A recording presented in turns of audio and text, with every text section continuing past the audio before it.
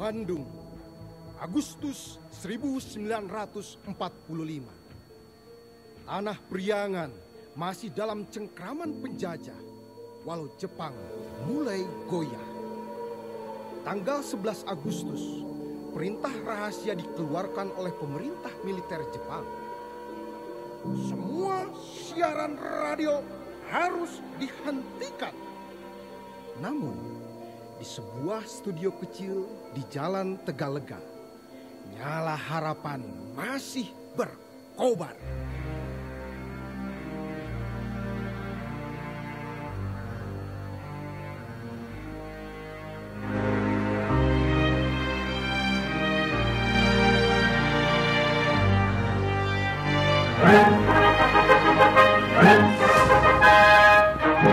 Dan demikianlah berita dari Radio Bandung Hosokyoku. Kami akan terus menyampaikan kabar untuk rakyat Priangan.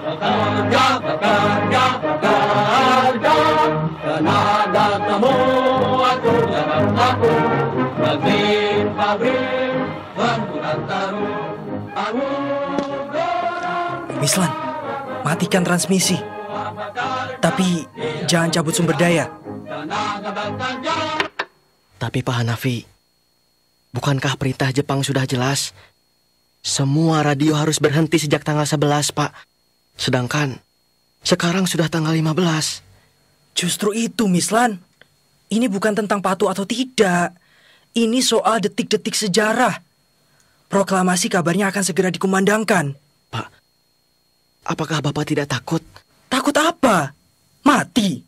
Setiap orang bakal mati, Mislan. Tetapi tidak setiap orang benar-benar hidup. Merdeka itu soal benar-benar hidup. Hidup yang sesungguhnya.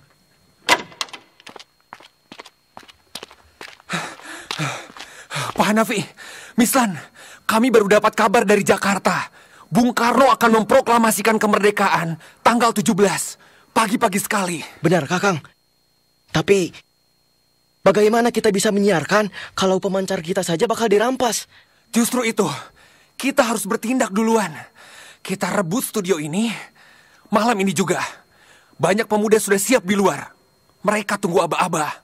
Kalau begitu, malam ini Bandung bukan hanya kota kembang, tapi kota yang menjemput suara merdeka.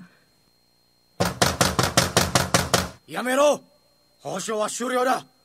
Berhenti, siaran harus dihentikan. Shh, diam. Mislan, cepat. Arahkan sinyal backup ke kabel bawah tanah. Kita masih bisa sambungkan ke telepon dari Jakarta. Baik, Kang. Tapi siapa yang akan ke Pegangsaan Timur? Kau dan Sukiyun. Kalian yang tercepat. Ambil suara Bung Karno dan bawa suara itu ke Bandung. Langkah kaki menapak rindu lama, jejakmu tertinggal di pelataran jiwa. Mislan, kau yakin kabel penyedap suara ke Radio Bandung bisa dihubungkan dari sana? Yakin atuh, Kang. Asal bisa bicara lewat telepon umum. Yang itu tuh, yang dekat Pegangsaan Timur. Dan line kita masih aktif. Hah? Line kita masih aktif. Maka Bandung akan dengar langsung suara proklamasi. Ini tugas berbahaya. Resikonya mati. Jangan dipikirkan, Kang. Penyesalan bukan apa yang kita lakukan, tetapi apa yang tidak kita lakukan. Kita ambil saja risiko ini, Kang. Ya sudah kalau begitu. Mari kita pecahkan sunyi ini dengan kata-kata paling lantang. Merdeka! Merdeka! Merdeka! Merdeka! Merdeka!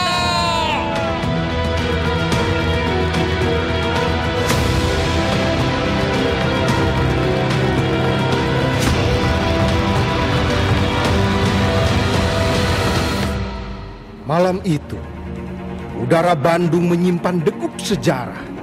Para pemuda menyelinap dalam gelap, tak hanya membawa senjata, tetapi membawa misi suci, memastikan suara kemerdekaan bisa terdengar di tanah Pasundan.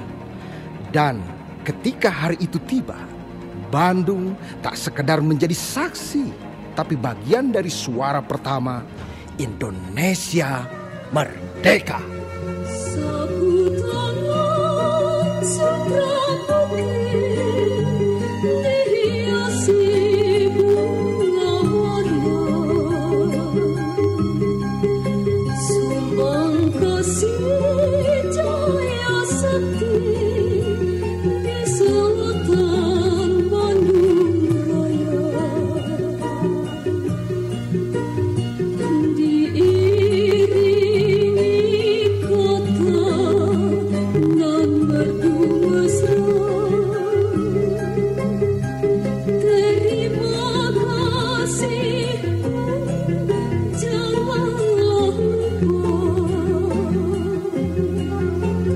Air mataku berlinang, satu tanganmu ku simpan, ujung jarimu ku cium, serta doaku ucapkan. Selamat jalan, selamat berjuang, Bandung Selatan, jangan dilupakan.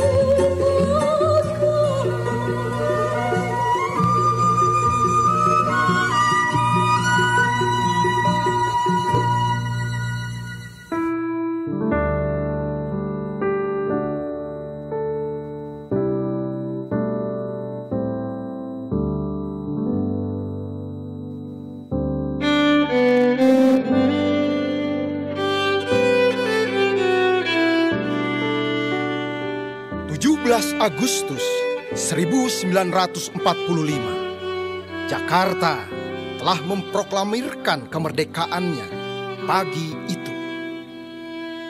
Tapi di Bandung belum terdengar. Tidak ada siaran, tidak ada suara Bung Karno. Telepon kebangsaan Timur terputus. Penyadapan gagal, tapi Bandung tidak tinggal diam. Malam itu, di tengah Ramadan, suara kemerdekaan lahir dari radio kecil di Jalan Tegallega.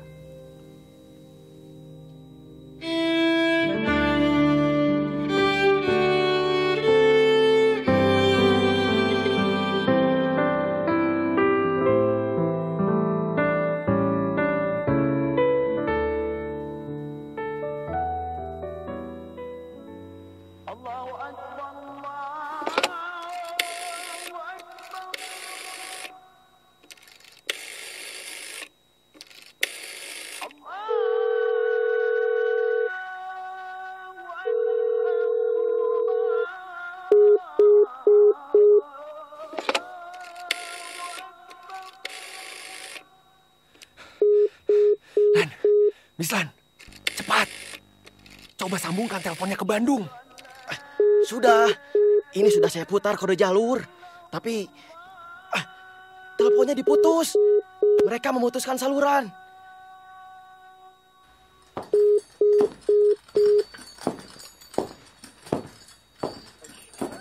Akone, Nani Yustiero? Apa yang kalian lakukan di sini?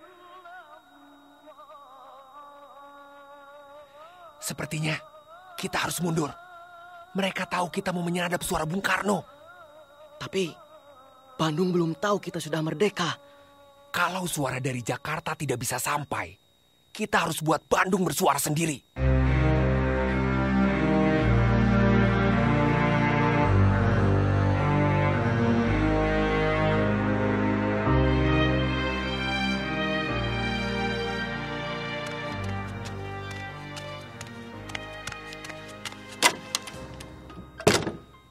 Pak Hanafi, Pak Darya, kami gagal. Telepon telah diputus oleh mereka. Dan Jakarta tak bisa dihubungi, Pak. Lah, lalu bagaimana kita dapat menyampaikan kabar Indonesia sudah merdeka? Kalau teks proklamasi saja tidak bisa kita dapatkan. Ini pekerjaan yang tidak mungkin. Tenang Pak Hanafi. Segalanya mungkin. Bahkan untuk hal yang tidak mungkin. Beruntung, jam 5 sore tadi, Pak Muin, pimpinan siaran Jakarta, itu mengirimkan teks proklamasi melalui kurir langsung kepada saya. Oh, syukurlah. Itu artinya kita sendiri yang harus bicara pada dunia. Kalau tak bisa menyuarakan suara Bung Karno, maka malam hari ini kita akan suarakan Indonesia. Panggil Sabitri, suruh bersiap membacakan proklamasi. Hasim, Junaidi, bersiap di meja operator. Siap. Sam Amir, Odes Herman, dan Salman, semuanya bersiap di ruang kontrol. Kita siaran 5 menit lagi. Kita gunakan gaya penyiar BBC, tapi pakai nama kita. Ingat, ini bukan Hoso Kyoku lagi. Kita bukan penyiar Jepang, tapi penyiar Republik Indonesia. 5, 4, 3, 2, 1, on air.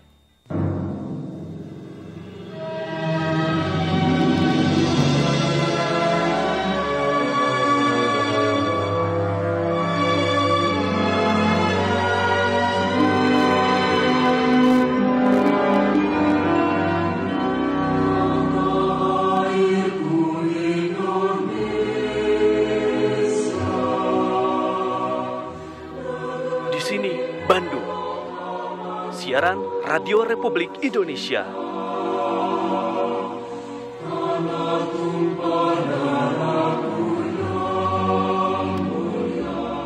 Saudara, selanjutnya Sakti Alamsyah akan membacakan teks proklamasi kemerdekaan Indonesia.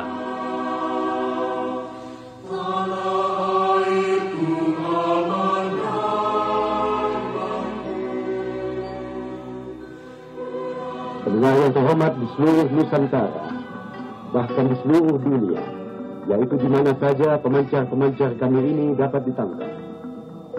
Inilah Radio Bandung, siaran Radio Republik Indonesia, dengan pemancar-pemancarnya yang beriak gelombang 109, 45, 31, 25, 20, dan 16 meter, yang akan segera menyiarkan naskah proklamasi kemerdekaan Republik Indonesia sesuai dengan apa yang telah diputuskan pagi tadi, yaitu pada tanggal 17 Agustus 1945 jam 10 pagi dalam suatu upacara khidmat di Gedung Pegangsaan Timur 56, Jakarta. Sidang pendengar, inilah naskah proklamasi kemerdekaan Republik Indonesia itu. Proklamasi. Kami, bangsa Indonesia, dengan ini menyatakan kemerdekaan Indonesia. Hal-hal yang mengenai pemindahan kekuasaan dan lain-lain diselenggarakan dengan cara saksama dan dalam tempo yang sesingkat-singkatnya. Jakarta, 17/8/05. Wakil-wakil bangsa Indonesia, Soekarno Hatta.